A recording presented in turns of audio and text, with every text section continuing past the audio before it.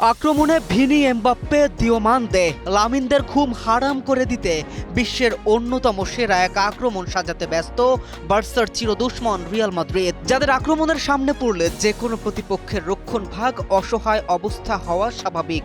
মুহূর্তেই দুমড়ে মুচড়ে দিয়ে ঝড়ের মতো ম্যাচ নিজেদের দখলে নিতে তৈরি স্প্যানিশ জায়ান্টরা।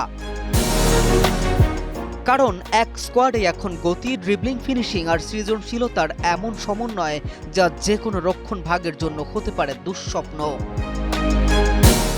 আক্রমণের কেন্দ্রে আছেন কিলিয়ান এমবাপ্পে, বর্তমান ফুটবলের অন্যতম সেরা গোল মেশিন। বাম প্রান্তে ভিনিসিয়াস জুনিয়র্সের বিস্ফোরক গতি আর চোখ ধাঁধানো ড্রিবলিং প্রতিপক্ষকে মুহূর্তেই এলোমেলো করে দিতে পারে।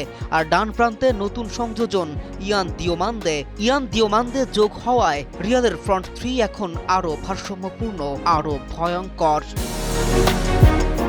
তবে শুধু সামনের তিনজনই নন, মাঠ জুড়ে বেলিংহাম ও বার্নার্দো সিলভার মতো তারকারা প্রতিটি আক্রমণকে করে তুলতে পারেন প্রাণঘাতী। আর বেঞ্চে অপেক্ষায় রদ্রিগো, ব্রাহিম দিয়াজ, আর্দা গুলার ও এনরিকের মতো ম্যাচ উইনাররা।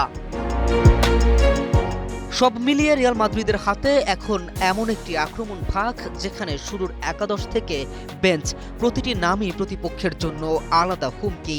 নতুন কোচ হোসে মরিনহোর পরিকল্পনা সফল হলে ইউরোপের যে কোনো ডিফেন্সের জন্য এই আক্রমণ ভাগকে থামানো হতে পারে মৌসুমের সবচেয়ে কঠিন কাজ। K M Rafin, news 24।